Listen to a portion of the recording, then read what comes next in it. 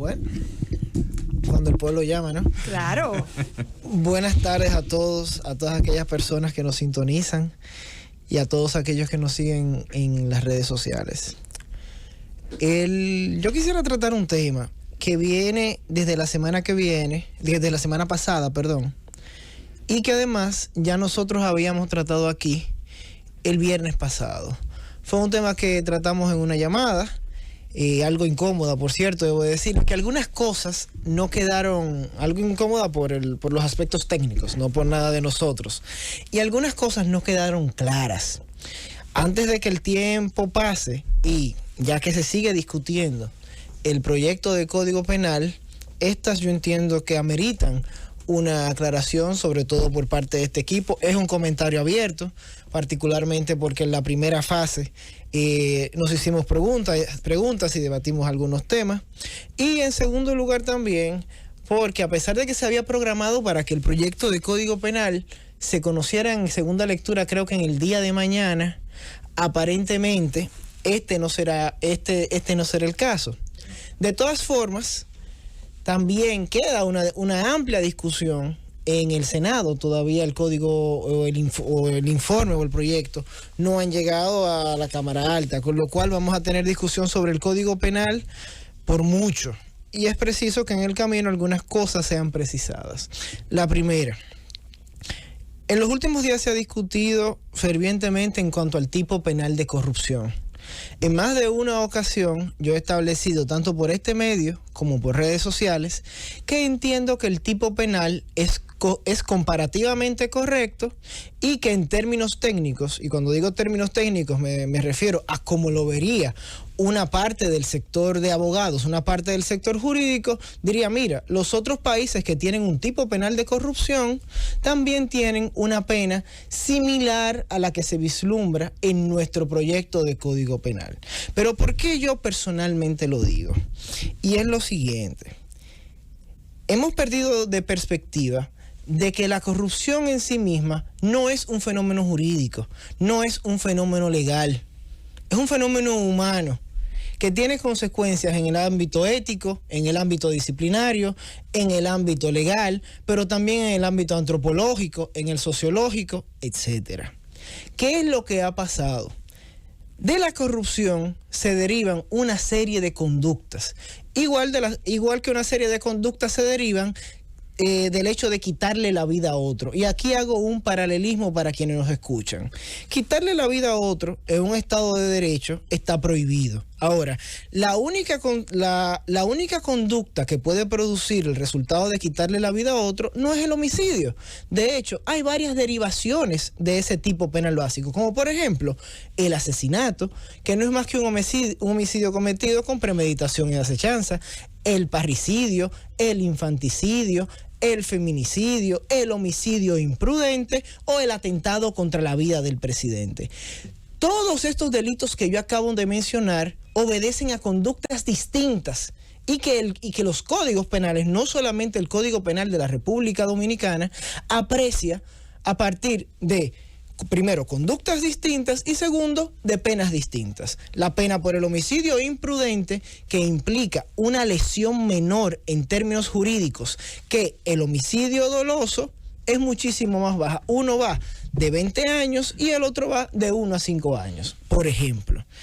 ¿Por qué hago este contexto, esta introducción, señores? Porque es preciso que se entienda que en la corrupción también pasa lo mismo.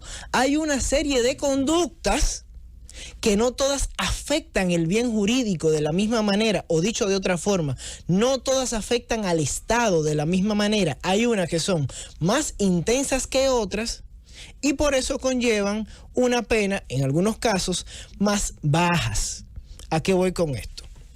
El artículo 303 del actual proyecto de Código Penal tiene una de las formas en que se puede manifestar la corrupción. Particularmente esa forma que obedece a la lógica de que el funcionario público, que valiéndose de su cargo, consiga un provecho económico para sí mismo o para un tercero, será pasible de una pena de 1 a 3 años. ¿Qué significa esto en palabras más llanas? Un beneficio económico en provecho de un tercero puede ser darle un trabajo a alguien en un ministerio, en violación de la carrera administrativa. ¿Se ve afectado de gran manera el patrimonio del Estado en este supuesto? Por supuesto que no. Otro ejemplo podría ser, una persona valiéndose de su posición de ministro, consigue que alguien venga a trabajar aquí en la Z. ¿Es esto corrupción? Claro que sí. ¿Por qué? Porque el ministro se ha prevalecido de su posición para conseguirle un trabajo inclusive en una institución privada. Ahora, ¿se ve afectado grandemente el patrimonio del Estado en este caso? Tampoco. Y es precisamente a ese tipo de conductas, a poder conseguir ventajas económicas a partir del cargo, a la que se refiere el artículo 303, que no es más que una de las manifestaciones que tiene la corrupción. Pero seguimos. Si leemos más adelante en el mismo código, nos vamos a encontrar con otras manifestaciones que son la concusión, el peculado, la malversación, el tráfico de influencia, el abuso de los bienes del Estado. ¿Qué pasa? Estas manifestaciones, que son también corrupción, tienen una pena mayor o una pena más alta. Es decir, para el caso del artículo 303, diciendo que un ministro o un funcionario público se aproveche de 50 millones del patrimonio del Estado dominicano, el primer tipo que va a aplicar no es el del 303, es el peculado, que tiene una pena de 1 década. Y eso hay que entenderlo. Que ese tipo penal diga corrupción no significa en forma alguna que esa sea la pena para todas las manifestaciones de la corrupción.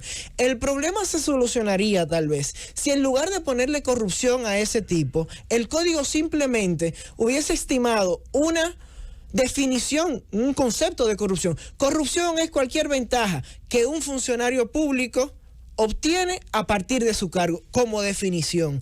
Y ese artículo 303, simplemente nominarlo, porque es un problema de etiquetas, es un problema de nomenclatura. Y ese 303 que dice corrupción, simplemente colocarle como título, delito de aprovechamiento de cargo público, como se llama de hecho en otros países.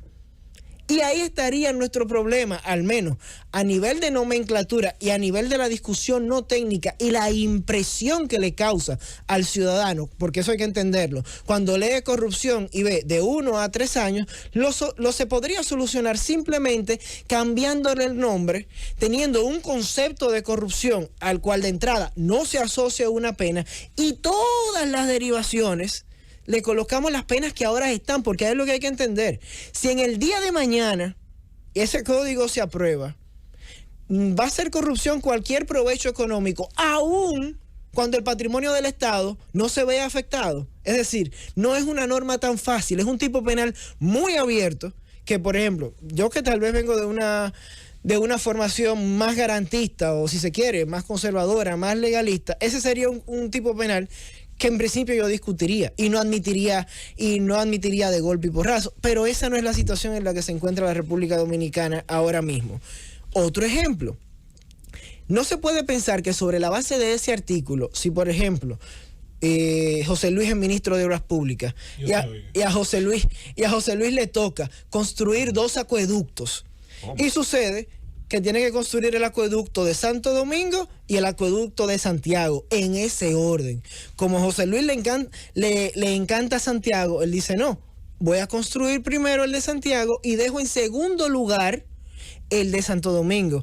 Un delito de esa naturaleza, una conducta de esa naturaleza, que de hecho, él efectivamente construye ambos acueductos, señores, va a estar penada de 4 a 10 años. O sea, hay que tratar de leer completo el proyecto y ver cuáles serían las consecuencias reales. O sea, hay muchos aspectos en donde yo no estoy de acuerdo, pero ni las penas son bajas, ni es cierto que la corrupción, con todos sus derivados, se vaya a castigar de 1 a 3 años. Ya por último, lo que sí le falta al proyecto es que los partidos políticos respondan penalmente. Esa sí ha sido la tendencia durante los últimos 5 años en el mundo. Caso paradigmático, España. Partido Popular. Los partidos, bueno, José Luis lo dijo, no quería llegar a nombres, pero por ejemplo, los partidos políticos se han configurado desde hace mucho en un gran espacio de irresponsabilidad penal, en donde tal vez yo tengo al tesorero, para recordar el caso Bárcenas, pero el partido queda inmune. Cosa que no es posible, cosa que no debería de ser. Nos hemos concentrado en decir, mira, la pena es de 3 años, pero en la parte importante, la que realmente estamos obviando, es que uno de los sujetos activos más importantes de la corrupción, yo diría que en el caso de una democracia como partidos y un sistema de partidos fuerte como el nuestro, el principal, nosotros lo estamos dejando fuera, porque ojo, muchos de los fondos, muchas de las desviaciones que se manejan en campaña no van al bolsillo de personas específicos. Muchos se tramitan a través de los partidos políticos.